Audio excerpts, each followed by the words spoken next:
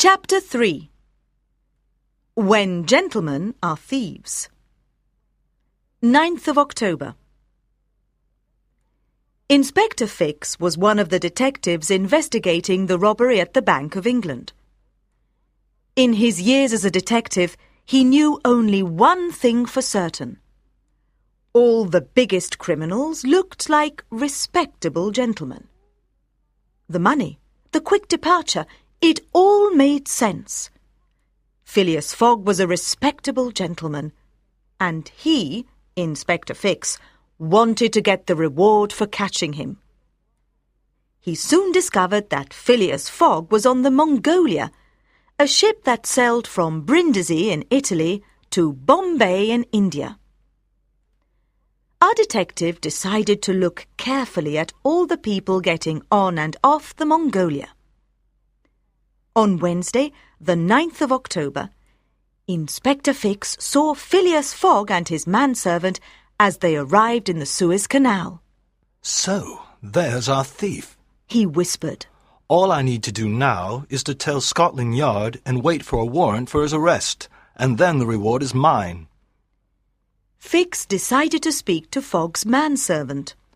"Egypt is a beautiful country," began the inspector. "Yes, that's true, but we are travelling so quickly," replied Passepartout. "Why are you travelling so quickly? Surely you can't see Egypt in only a few days." "My master wants to travel around the world in 80 days. He said, looking at the detective's confused face. "I know. It's complete madness."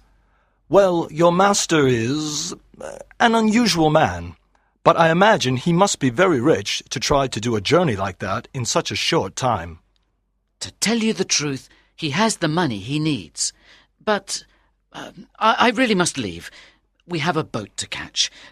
Good day, Mr. "Fix. My name is Mr. Fix, and I believe that we are possibly going the same way. Are you also going to Bombay?" Yes, we are. Sorry, not to introduce myself. My name's Jean Passepartout. I'm sure we'll see each other again." Passepartout touched his hat and waved goodbye. His conversation with Passepartout made Inspector Fix feel even more certain that Phileas Fogg was the thief. "I must stop him," he thought. But how? Without the warrant for his arrest, it was impossible, and he could escape again. He was worried. Phileas Fogg, on the other hand, was carefully planning his journey.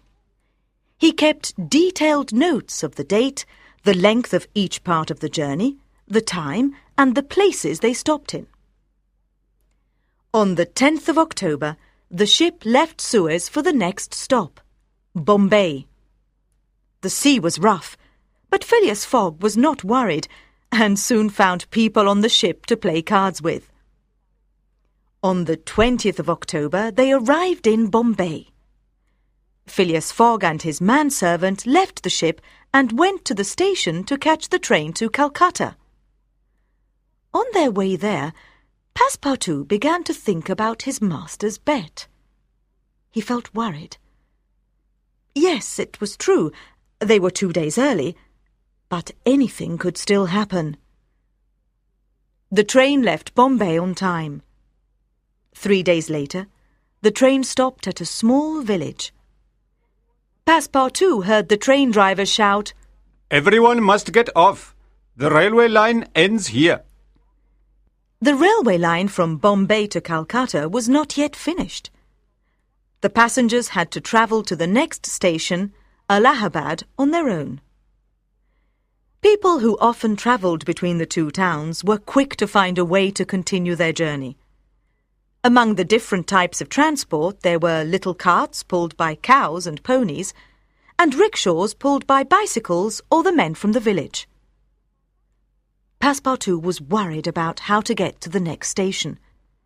But Phileas Fogg immediately found a man with an elephant, and after a short discussion, the man sold him the elephant for a very high price, and the two travellers were soon on their way to the next station with a guide and the elephant called Kiuni.